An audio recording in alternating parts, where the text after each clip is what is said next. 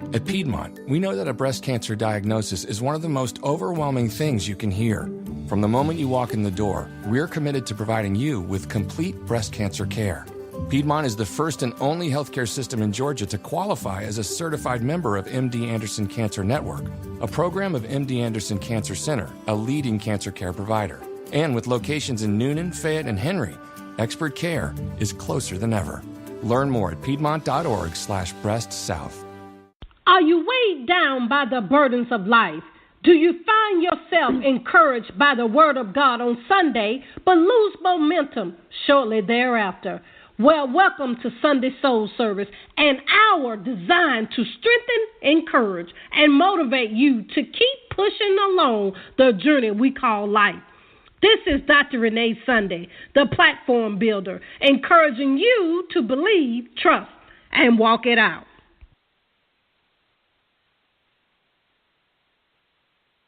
Welcome to the Sunday Soul Service. I'm Letitia-Bates, life coach and founder of At the Will Coaching, driving your life to higher ground. Do you have issues in your life? Are you dealing with problems you don't have the answers to? Is uncertainty taking you for a ride? My hope is that you are not responding with worry. Applying worry to issues only creates more worry. It never solves anything. In fact, it only makes things worse. In 2001, as you know, it is a serious illness. So I worried. I was tired and lethargic, and the recovery process was painfully slow. So when I had another bout in 2005, I was not a happy camper. This time seemed to be much worse. It took me over 6 weeks to recover. What was different about the second experience is that I was not worried. Don't get me wrong, I cared. But care is very different from worrying. Caring meant I followed the doctor's orders, took my medicine, and got plenty of rest. Now, I did this both times, but in the second experience, I felt more hopeful as I healed. I knew that I would be okay, and that felt empowering. Worry, on the other hand, is disempowering. It creates feelings of helplessness, hopelessness, and powerlessness. When you feel like you're already in a weakened state, physically, emotionally, or financially, you never want to compound the problem with worry. Worry is not just a concept. In addition to the disempowering feelings, worry is activating stress chemicals in your body that have a negative physiological impact. The cure is caring about yourself. Many times, we are taught to ignore how we feel and focus on the feelings of others. This is a problem. When we ignore our feelings and fail to be honest with ourselves and where we are not taking care of the most precious gift that we've been given, life. Here are 3 keys to eliminating worry. Number 1, acknowledge exactly what you feel. If the first thing you feel is worry, acknowledge that. Number 2, attend. Attend to those feelings by demonstrating self-care and self-compassion for whatever it is you're going through. And number 3, affirm. Affirm what you want and not what you don't want. Number 1, acknowledge. Number 2, attend. Number 3, affirm. To help us dig a little deeper, the incredible Dr. Renee Sunday and the joy guru Alicia Brown are here. Let's start with Dr. Sunday. Hello, Dr. Sunday. Please share your thoughts. Ooh, I'm just so excited to be here. Letitia Bates, this is home for me right here because, growing up in the South, we always used to say what happens in the house, stay in the house, sort of like Los Vegas. And then, right. We know the Bible says, no condemnation, no worry, but we find ourselves doing that. I'm going to just be honest. we find ourselves doing that at some time in our life. And you're absolutely right. I can remember thinking back. It just made the situation worse until I learned self-care is very important. So I truly believe what you said is right, and I'm so excited this evening that you're going to help us to, like you say, eliminate the worry. So I'm so excited to be a part of this great conversation. Well, thank you. Okay, Miss Alicia Brown, the Joy Guru, we want to have your thoughts. Oh, I'm trying to contain myself. I'm really trying to contain myself. I have to agree with you, even though it's not my strong suit. It's become my strong suit. Let me correct myself. But I know in the past I worried, and I'm a perfectionist by heart. If things are not just so, and you know how it is as far as business, you have your 5-year, your 15, your 10-year, your dot plan. And so if things don't work according to plan, and you do plan A, B, C, D, E, F, G, none of them work, you just freak out. But I see the truth in not worrying and how empowering it is when you don't worry. And like you used your example, the difference, the hope you had the second time around versus the first one. But I have to ask. I'm sorry, go ahead. No, go ahead. Well, one of the reasons that I wanted to use the example of the physical experience is because in the physical experience, I didn't have to worry about anybody else's feelings. It was all about me. Like, I had to take the medicine. I had to do the rest. And in other kind of experiences, there are other people involved, and that gets a little tricky. But the same formula is there. Like, you still have to acknowledge what's going on with you. You have to do what you have to do to attend to your feelings, and then you have to affirm what is life forward, whether it's a physical, emotional, or spiritual situation. The formula is the same. I love it, and I agree wholeheartedly. But I got to ask you a question on the opposite side of the spectrum. Okay. When there's things that happen, and the entire world is in a panic, especially when there's things that hit home, when things are, close to our emotions and our beliefs. Sometimes we're in an outrage, and sometimes when we look at the uncertainty on a larger scale that we know will impact us, then we worry. So how is it we can eliminate worry in those type of situations? I'm going to tell you that the formula is the same. The deal is, if worry is what you feel, if outrage is what you feel, if feeling like slashing somebody's tires is what you feel, then you have to acknowledge that that's how you feel. Okay. That's why that's the first step. So this isn't, kumbaya, ignore your problem. This is, I feel this particular way about this situation. And then finding a way to attend to those feelings in a way that is self-caring, in a way that is compassionate to yourself. Because what will happen, if you get into that worry, and that worry spins out into outrage, and then you begin to take action from that outrage, you're going to create other problems in your life that are bigger than where you started. I couldn't agree more. So you have to acknowledge what it is, what you're feeling, and what's going on with you as it relates to a problem. And all right. As we know, whenever some problem happens, whether it's on a massive scale or whether it's on more of a personal scale, we still have to deal with what gets activated inside of us. This is true. So in our outrage, I'm sorry, go ahead. No, I said the formula does not change regardless of the situation. It does not change regardless of the situation. And if I'm feeling nothing but absolute outrage, absolute complete outrage, I could call you, and you could be in outrage too, and then both of us together could be in outrage, and we could go do some outrageous things, But that's probably not going to produce the results that we want. So if I'm outraged and then I attend to my personal feelings, what has been activated in me, and I shift that energy inside of me, and I begin to affirm from that place of empowerment what I want, when I take action from that place, it's going to produce an outcome that is more desirable. You know, I can hear it. I can hear in the mind of a caller. I can even go back to my former mindset.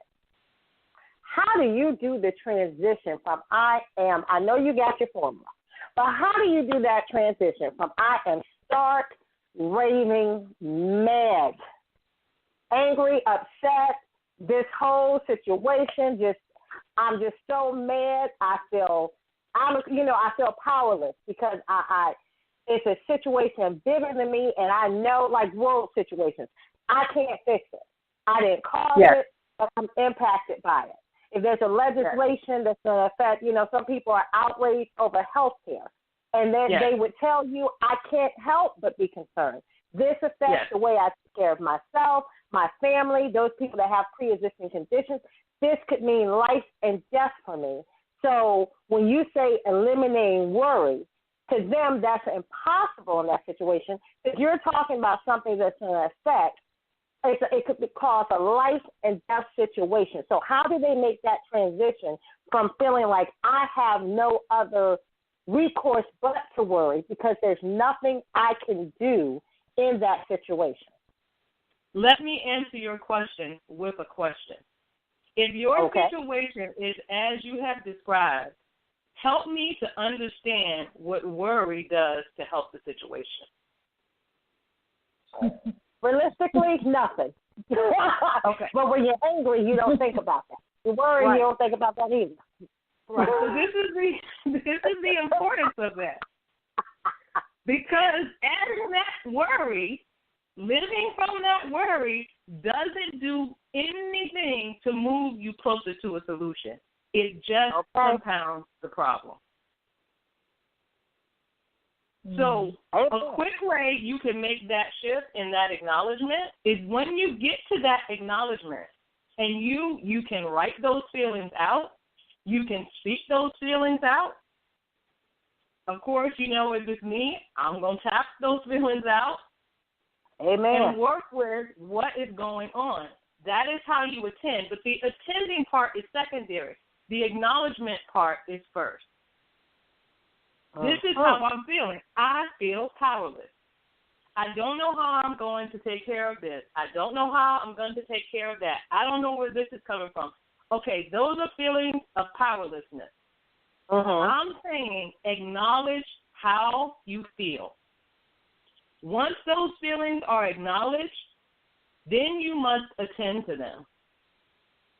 The only way to temper or to relax that emotional charge is to find a way to attend to how you're feeling.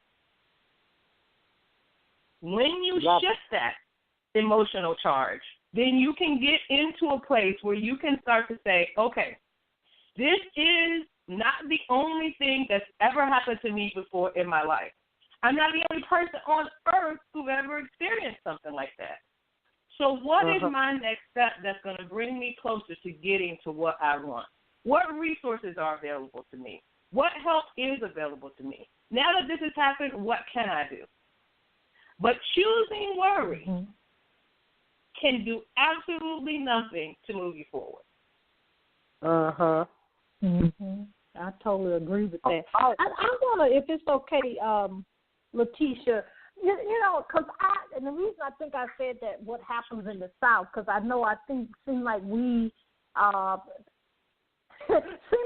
do it more, and I may not. I may just be I'm from the South. How can we start developing that it's okay to express our emotions? Because all of us have heard this all over the world. What is it? Fake it till you make it. I mean, we a lot of the multi-level marketing groups, that was their logo back in the day and still today. How can, because I think we stuck at that part saying that okay, can I really acknowledge, and can I express that to you when I actually come to a session? Well, yeah, and I think the trick there, especially, so acknowledging and expression, they're two different things. So let's have a point of clarity. Because if I acknowledge how I feel, that is one thing, and that's contained pretty much within me. If I express how I feel, that has the potential to spill out into somebody else, my friend, my family member, my neighbor, somewhere else. Okay? So that is why the first step is acknowledgement. And what has a tendency to happen, because there have been, as you say in the South, and I'm a native-born Virginian. I've been here my entire life. So I lived originally on the eastern part of the state, right? So I lived in Hampton. That was about 15 minutes away from Jamestown, which we know is both the birthplace of this nation and the birthplace of slavery.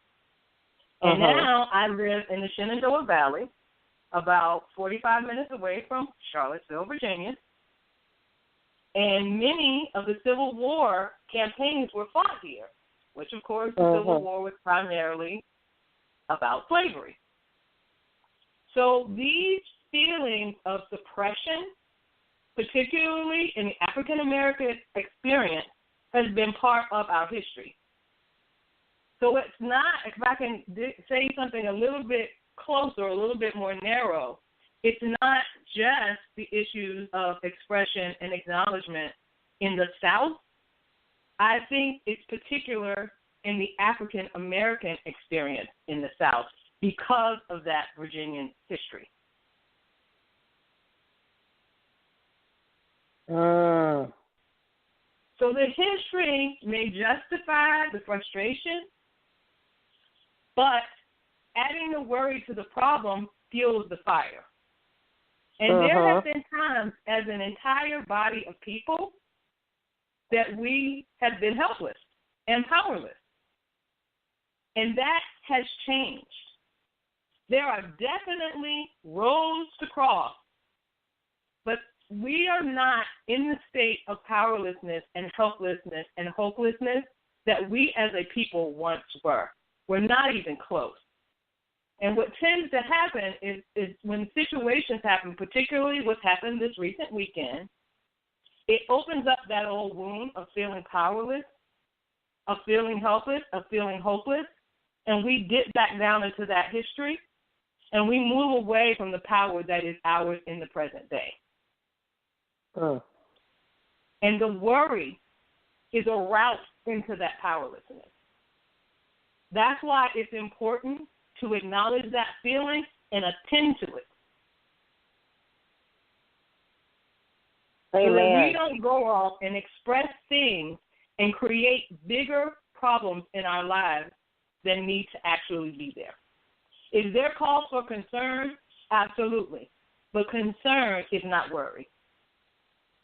Yes. And I love, Letitia, that's where you start. You start first by saying to acknowledge your feelings. Because sometimes when people say to eliminate something, as Dr. Sunday said before, it's that fake it till you make it.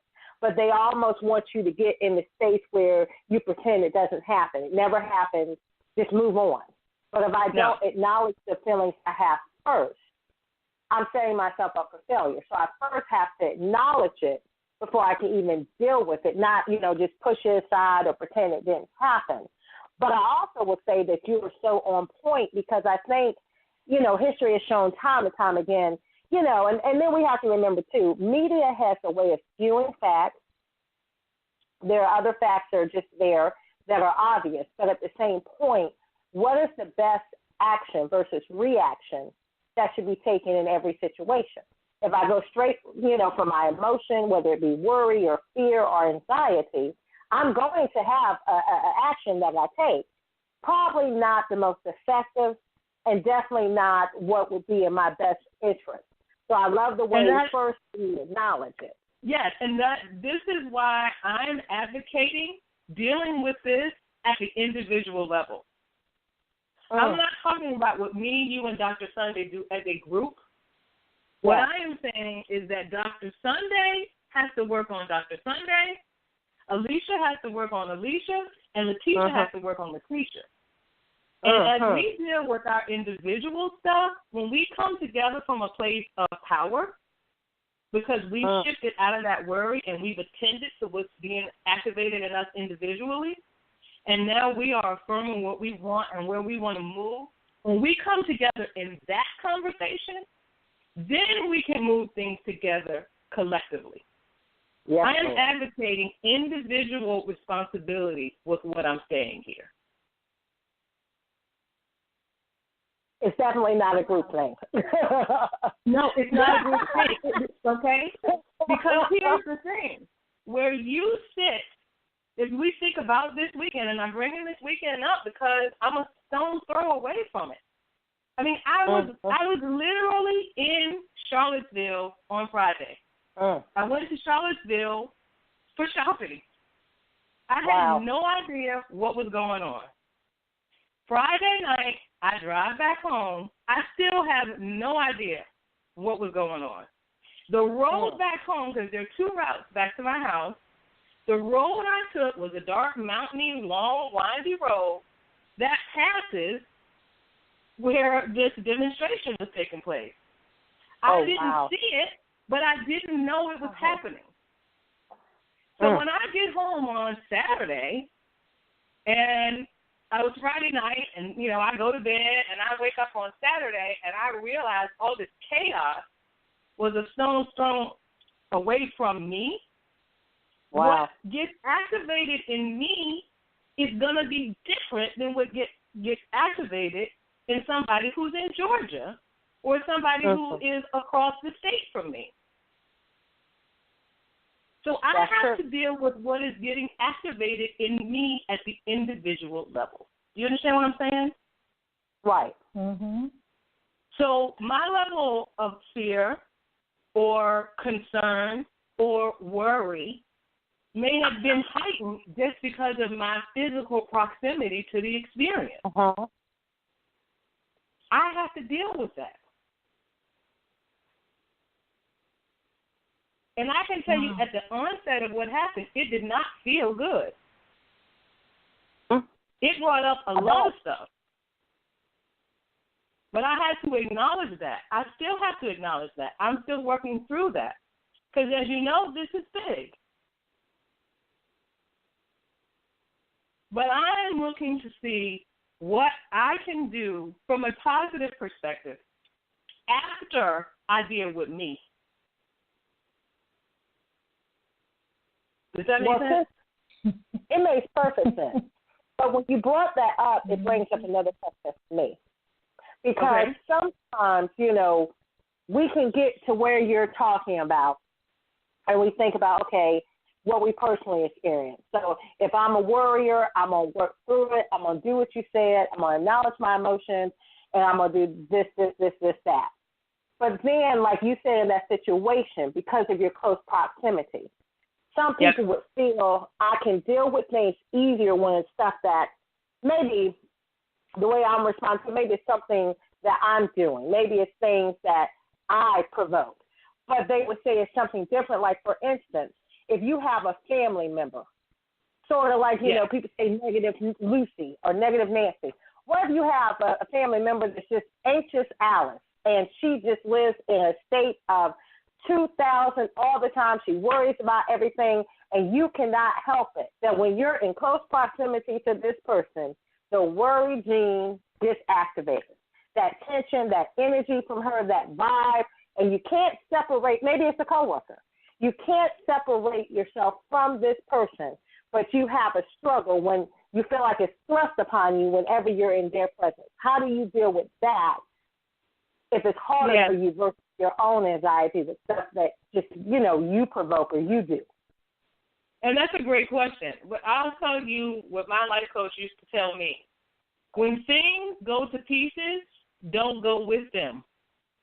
I like that. So if this person is in her space and she doesn't want to take responsibility for how she feels, that's not on me. I still have a personal responsibility to deal with how I'm feeling. And this is why I brought up the scenario here, Because what gets activated in me as it relates to her, if I feel like I can't help myself but become anxious because she's anxious, then I'm really operating in helplessness. Uh-oh. Where is my personal power in that experience? If I can't help but be mad because you mad, you know, when I was growing up, my mama used to say, if they jump off a bridge, are you going to jump off the bridge too? Yes, I remember that. Okay. So what she's saying to me is there's something going on in their world. That's their world. But what's going on in your world, you have to act according to what's going on in your world. So where is my level of personal responsibility? Where is my personal power? And why am I subject to helplessness? That's a whole nother ballgame. Ooh, Lord. Yes. Because if I have to come down to your anxiety level, to your worry level, to your helplessness level, that's speaking to something inside of me that needs to be healed. Oh, Father. That ain't on you. Thank God for tapping. And perspective. That's a whole nother level. And part of that definitely is tapping. But what I love about tapping is the perspective. Because when you're in the height of those kind of heavy emotions, that kind of anger, that kind of rage, that kind of powerlessness, that kind of stuff, and it feels bigger than you, whether it's something of the magnitude of this past weekend or something that you were speaking about earlier, how am I going to take care of my family because this decision has been made? When those things are occurring and they're swirling around inside of us, something is activated in us. And that is where the power starts. It's what is going on inside of you. And when you can arrest that, acknowledge that, right? Temper that, attend to that, release the emotional charge on that, then you can get some perspective. You may not come away with the immediate answer, but you can get some perspective. Yes, Lord.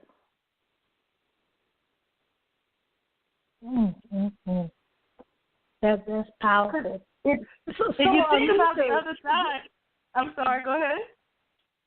No, we'll finish that thought, but go through that and tell us about the people that's not familiar with tapping, because we need to get rid of this worry. We need to get our power back. Yes. So tapping is a technique. It's a technique that uses acupressure points, and I love to say there are no needles because there are no needles involved. But basically, when you're thinking about overwhelming things like what happened this weekend or some sickness that you're dealing with or some problem in your life, when you're thinking those thoughts and you're starting to get images of things getting worse and you're feeling all this stuff in your body, what's happening is that your stress response is being activated. Okay? And so that's how you feel all stressed out. And whether that is some knots in your stomach or tightening in your chest or a headache or whatever, however it's manifesting inside, that's your body's stress response. And what the tapping does is by tapping on acupressure points, and they're simple. One is right between your eyes, between your eyebrows there. And then one is on the side of your eye. One is underneath your eye. One is at the collarbone, right there where your necklace would fall. And the last one is to grab your wrist. And you can go to activeworldcoaching.com. There's a video that shows you what tapping is and how it works. There's also a little document there that shows you what the tapping points are. So that's activeworldcoaching.com. But essentially what you're doing in this experience is in that stressful state where you're all stressed out, you're mad as Hades, or you're sad, wherever you are, you can go into that feeling and see what you're seeing. Like there's usually an image or a sound or a feeling or even a smell or a taste that's coming up. And focus on that. And tap on those acupressure points. And as you tap, you just say, I release and let this go. I release and let this go. And you keep tapping until you start to feel the calmness in your body. Because what's happening is by tapping, you're activating the body's relaxation response. And what will happen is the relaxation response will collapse the stress response. Now, it's not a lobotomy, so whatever has happened has happened. It's how you feel about it that's going to shift. Because we get what we're holding, and so what's causing the pain is how we're holding and representing what's happening. Once you do that, and that is my favorite way to attend after I've acknowledged, then my perspective shifts because that emotional charge has been released. And now I can move into a more empowering state of focusing on what I want and affirming that. That's what I mean by acknowledge, see what you see, hear what you hear, feel what you feel, write them all down if that's what you want to do. That might be an easy way. And then in the attending, you can use the tapping to activate your body's relaxation response to release that stress response. And then you begin to affirm, speak life to what you want.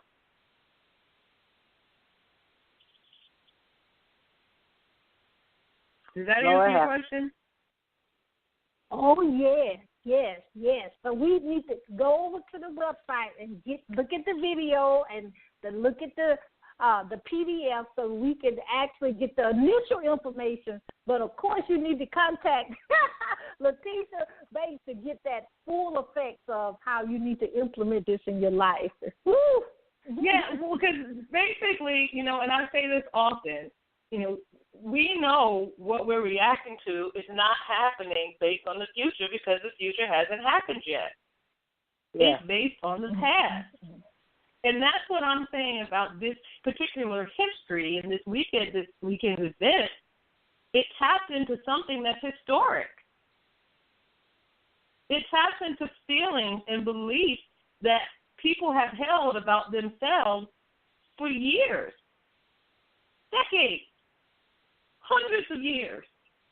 Yeah. It's not new. Mm-hmm. But how you feel about it matters with what you do about it. Because if all you do is get mad and go fight a bunch of people, it doesn't put much distance between you and what's been happening. And, that's one thing that I do find with these events is that, like you said, they are not new. And I think in this age we are too swayed by media. And I think a lot of times people forget whether you're looking at a Facebook feed, whether you're looking at stuff on the internet, or you're looking at the news itself. People are paid to write things in a certain way, to do things in a certain way for a certain reaction. So, yes, parts of it is just blatant. You can see it for yourself. Nobody's fabricating that part. But if we're not careful and we quickly respond in the emotion of the thing, we're going to cause more damage. And I got to make sure I touch here because I can't let this point go because we can't take the easy way out. The easy way out is to say that there are media voices and Facebook posts and things like that cause us to react in a certain way. What that does, believing that, robs you of your personal power and your personal responsibility. Yes.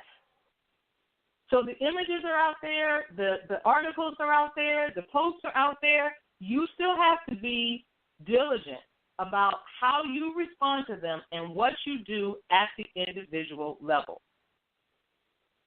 All groups, good or bad, are made up of individuals. All of them. Absolutely. So what I'm talking about is taking personal responsibility so that you operate in your personal power. And you get to decide how you are going to react or express yourself. And that's the part I love. It's your decision. It is your decision. But it cannot be abdicated to somebody else because they want to write an article and they want to show you a picture. You get to decide what you're tuning into. You get to decide what you're listening to. You get to decide how much of it you're listening to and tuning into and talking about and playing into. That's you. And I don't think everybody realizes that. You don't think that everybody realizes that they have a choice?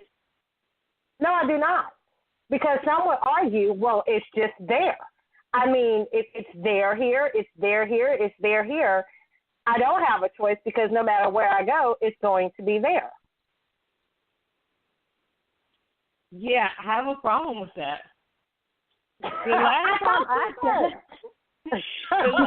I checked, we were still a free country. The last time I checked, I got to decide if I went on Facebook and how long I spent there. The last time I checked, I had the remote control, and I got to determine what I was going to watch and for how long. The last time I checked, I also realized there's a Netflix channel that has everything from comedy to action, so I don't have to watch the media. Last time I checked, I had a choice. And, you know, I personally think a lot of things we do are so much on automatic, which is why I like you addressing it from the perspective of we have a choice, that I think sometimes we have forfeited that, where we really don't, as simplistic as you're making it sound, as simplistic as it may be, we don't feel that we always have a choice. And like you said, we can choose what we view. We can choose how long we view it. We can choose what we let in, and we can definitely choose how we respond. And sometimes I think we just don't realize that in certain proportions and perspectives. Mm-hmm. And as I mentioned in my opening, we are also taught not to think about how we feel. Many times we are taught to ignore how we feel and focus on how other people are feeling. That is true. And so if I believe that I have to do it your way, to think about it your way, to feel about what you feel about it, then that's going to present a problem for me. But the problem that arises is the kind of group think that people feel frustrated by. Yes. It's by not taking individual responsibility for how we think and feel and thus behave. It's that feeling of disempowerment that I can't do anything about it. Even feeling helpless is a feeling that needs to be acknowledged. Absolutely. But there's a consciousness here. There's a consciousness here that needs attention. Maybe that's the word. I like the consciousness. I think we do a lot of things in society where we're just unconscious. For example, we've talked about it in previous shows as driving. If you're used to going a certain way all the time, you can get in that car and do everything but focus on your driving, still arrive to your destination safely. And you don't even remember anything, but you got in the car and you turned on the keys. And now you're parking the car 30 minutes later, and you weren't really cognizant of anything you did. What was on the road, the person over there that was walking, the pedestrian, what they had on. You just autopilot, you got there, and somehow you got there safely. Yes, and you're talking about the all-powerful subconscious. Yes. Which is powerful and purposeful, right? Because it's my subconscious that allows me to move my hand without thinking about all the muscles that have to be activated and all the brain synapses that it takes just to move my hand. It's my subconscious that allows that. It's my subconscious that allows someone to say Letitia from across the room, and I turn my head because there's a program there, right? So these programs, these mental programs, are there for these automatic responses. But those automatic responses are set up for us to live. So when you're a baby, you don't know how to eat, you don't know how to walk, you don't know how to talk. Basically, you're just kind of sitting there smiling. Like, that's all you got. Right? Right. So, that's kind of it. And so someone has to put these programs in you. That starts with care for caregivers. They're the ones who teach you your name. They're the ones who teach you how to walk. You go to school, you learn the ABCs, that kind of stuff. Program, the subconscious mind is set up to take that information so that the basic things of living aren't something that you're trying to learn for the rest of your life. So that period of time when those programs are being set up, the basic living ones, that's what the subconscious mind is there to do. So that you can spend the rest of your time growing and expanding and learning and, being a grown-up, whatever that means. So what will happen, to your point, is that we will indulge in behavior that then becomes a part of our conditioning in our subconscious mind. Then we start acting out of that behavior, or out of that program, I should say, as if it's as conditioned as walking. Mm-hmm. Wow. Right? Because we're on autopilot. But what I'm asking is, when you're looking at that situation, to actually start to think about how you are feeling. To give thought to how you feel. To become aware that you are having a physical, emotional response to what is going on in the relationship and the world around you.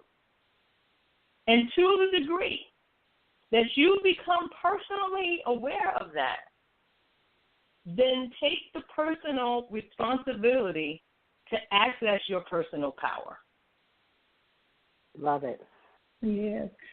I think kind of what has happened in society, of course all of us love social media, but social media has become so open that people put their whole lives and they don't think about what they post. Everything that happens in their life, from the simplest things to, we see it all the time. People don't think. People really, and I know this may hurt, might be an ouch. Do you really think people really care that you're going out of town? Do they really care you got a car? Do they really care all these things are happening? But we are unfortunate. Social media has programmed us. Whatever happens in our life, we put it on social media. And so I think that's what has happened. Like Alicia, you said that they don't realize they have a season. Yeah, because they put everything else out there on social media. Amen. And so that's why people are having trouble with what you're saying tonight that we need to do, Letitia, because unfortunately we have been programmed still with the social media that people put everything out there that doesn't need to be out there. And my response to that is what someone else has elected to do. It is a choice. We are not devoid of choice. That is still within our power. This is why I focus more on feelings, because feelings are the great indicator. You know when something makes you feel bad. You don't have to think about, you may not know why. You may not know where that negative feeling originated, but immediately you know that doesn't feel good. Even if it's something that's been going on for a long, long time. Even if you feel conditioned to it, you know that it doesn't feel good. So, for example, if a woman is in an abusive relationship and she's being hit, every time she gets hit, even if it's been going on for years and years and years, she knows that doesn't feel good. So what I'm saying is the first thing, the place to start is the feeling. When you have the feeling that does not feel good, that's when you start the acknowledgement process. Mm-hmm. I acknowledge that this does not feel good to me. And then when you start to go into that feeling, you have to attend to that feeling that is happening in you. Self-care, and that's the self-compassion. And then you get to the affirming, which is the third thing. But the starting point is acknowledgement. So when we go back to what we're talking about tonight in terms of the eliminating worry, it's saying, I feel worried. Where do I feel that feeling? I feel that feeling in my head. I have a stress headache. And I'm saying, all right, that feeling is acknowledged. There may be other feelings. Because, again, that worry is just a route down to powerlessness. That's the basis of it. You don't think you have any power to do anything about what's going on. So when you start writing those feelings down and dealing with those feelings, acknowledging those feelings, and then you start attending to those feelings, you get to choose what you're affirming. You get to choose your thoughts. Does that make sense? Oh, yeah. I love it. I love it. Hey, our own personal power that we said. Our own personal power. I love it. Amen. Yes. Because if your thought process is on autopilot, which I hear, that's what we're talking about. You drive the place, you get there, your thoughts were gone, or you mindlessly make a post that maybe isn't in the best, in your best interest. If you begin to really start to pay attention to how you feel, not how I think you should feel. Uh-huh. Not what benefits me to make you feel. How you feel as an individual.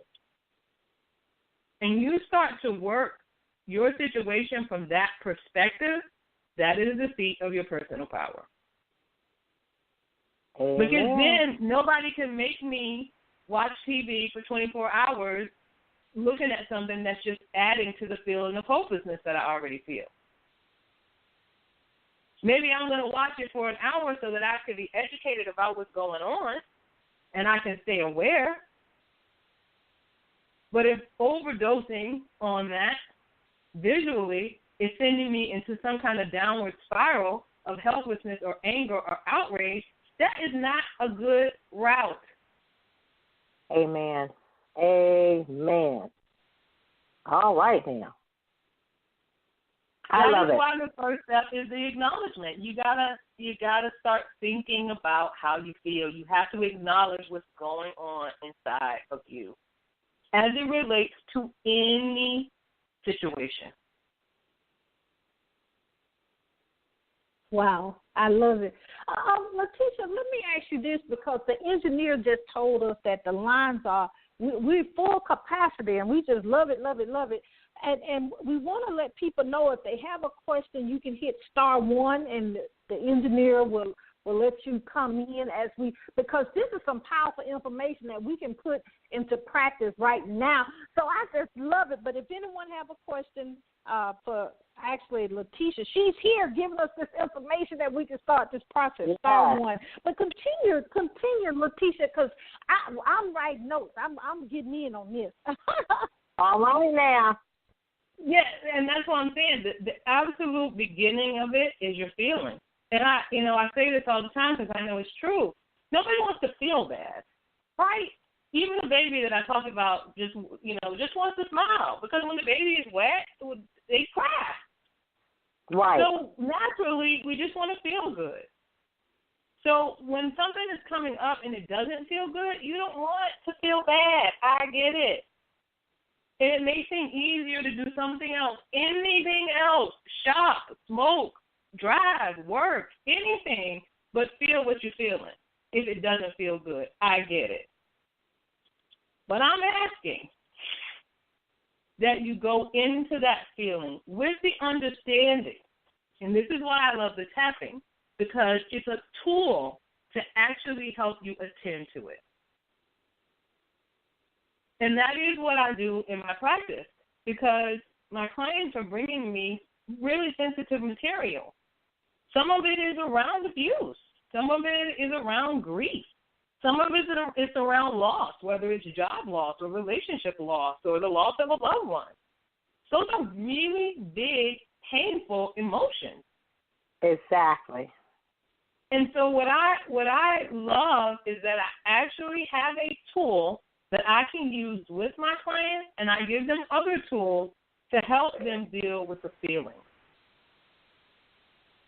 Because that's what we're really afraid of. We don't want to feel bad. It's natural. It's cool. But we can't go blind. Exactly. we've got to take control of it. And we can't live in that worried, frenzied, fragmented headspace because we don't have any power there. So we've got to get more comfortable in saying, all right, if I go into this feeling and I acknowledge my feeling, and this feels like crap just thinking about where it's coming from or the feeling that I'm feeling, and I don't want to feel this way, what do I do?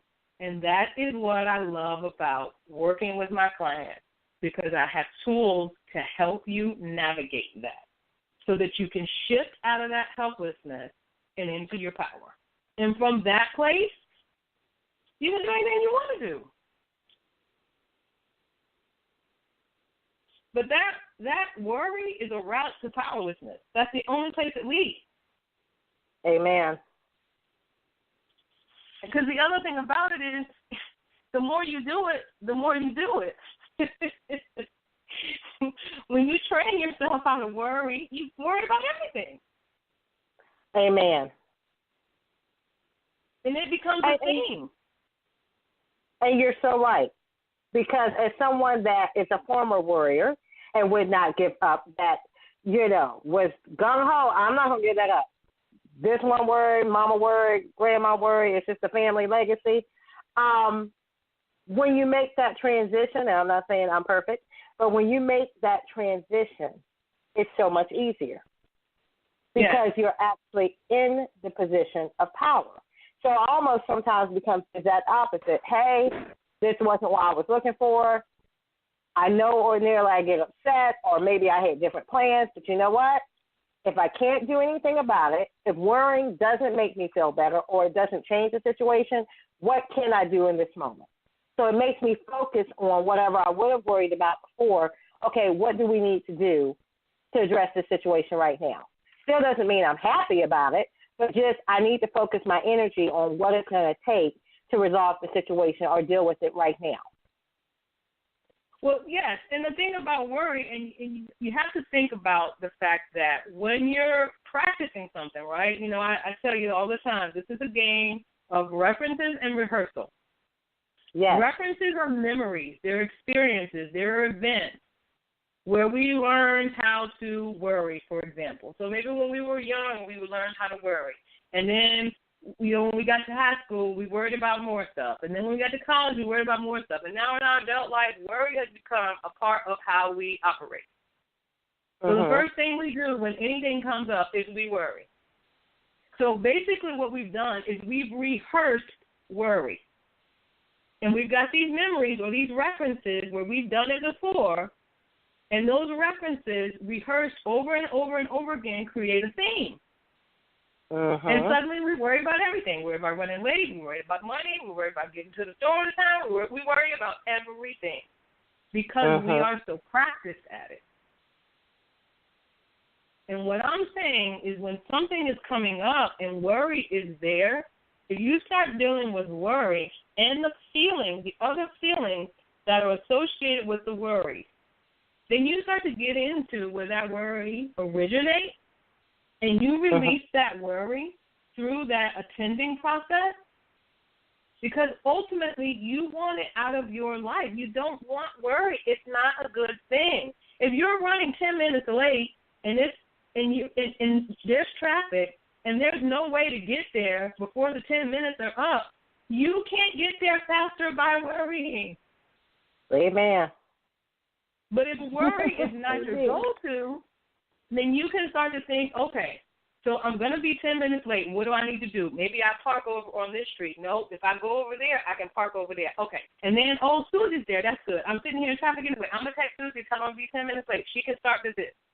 Because you have some sense of consciousness. You can do something. Right. But worrying for those next 10 minutes is not going to take you there any quicker. No, it's not. That's right. So it's about the outcome, right? What does this feeling produce? And when it produces this empowerment and it produces this stress, which is really having a physiological impact, that's not what you want. So the shift into the power is to acknowledge where you are with it, yes, but then attend to it. And then start affirming what it is that you do want. And that's why I'm saying whether it's a sickness, like pneumonia or some other thing that you're dealing with, maybe it's a life-threatening illness, or whether it's a bill, or whether it's a relationship, nothing can be solved by worrying. Absolutely not. Wow.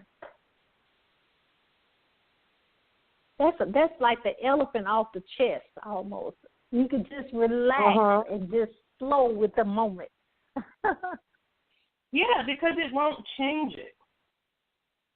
And that's why I made the distinction earlier between worry and care, because some people think, well, I worry about, my child because I care. Well, right. The time that you spent worrying about your child, you could hold your child in an ark of safety. You could say a prayer for your child. You could begin to visualize great things for your child. You can start to envision a wonderful future for your child.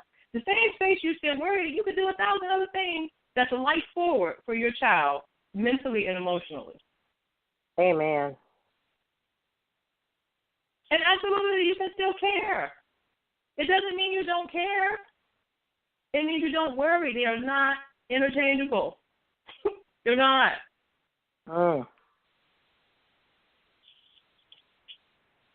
I love it.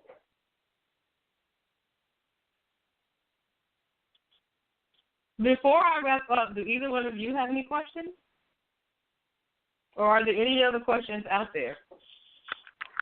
I think I want to ask a question about, because so many people, and I think Alicia did allude to it a little bit, that she's, everything has to be A, B, C, D, and we, a lot of times, and you can be afraid of being successful, and then that afraid of fear of that, because you've been successful in the past, that ends up being worry. And I'm so glad you pointed this out, because the things that you're telling us, for us overachievers, we can use the tools that you told us about, and it's so powerful when you said worry would not even do anything. But unfortunately, we have chose that so many times in the past. So I'm just so grateful that you did tell us, and you're teaching us every time you're on the broadcast about the tapping, how we can, because the thing, like you said, we can't change the past. So I'm just grateful that you actually are sharing every month. It's getting better and better. Well, thank you. And here's what I'll say to that in terms of the worrying about being successful or wanting to be your best. I want to be the best at every single thing I do.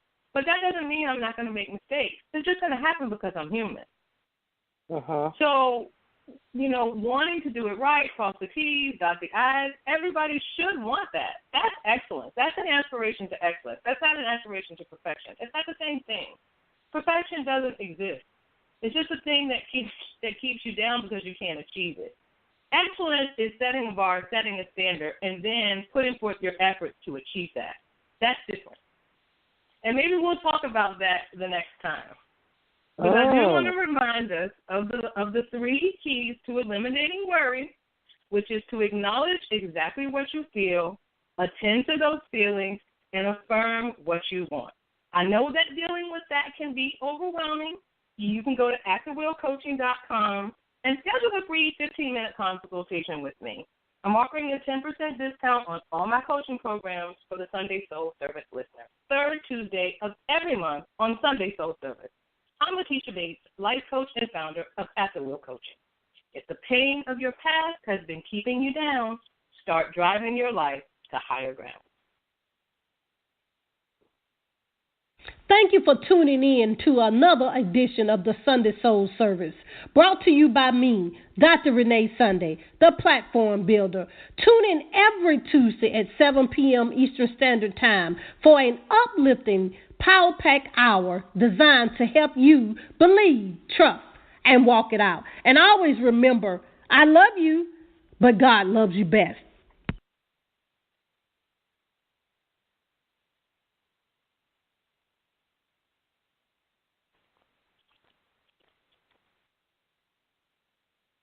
At Piedmont, we know that a breast cancer diagnosis is one of the most overwhelming things you can hear.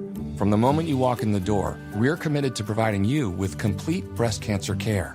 Piedmont is the first and only healthcare system in Georgia to qualify as a certified member of MD Anderson Cancer Network, a program of MD Anderson Cancer Center, a leading cancer care provider. And with locations in Noonan, Fayette, and Henry, expert care is closer than ever. Learn more at piedmont.org/breastsouth. At Piedmont, we know that a breast cancer diagnosis is one of the most overwhelming things you can hear. From the moment you walk in the door, we're committed to providing you with complete breast cancer care. Piedmont is the first and only healthcare system in Georgia to qualify as a certified member of MD Anderson Cancer Network, a program of MD Anderson Cancer Center, a leading cancer care provider. And with locations in Noonan, Fayette, and Henry, expert care is closer than ever. Learn more at piedmont.org/breastsouth.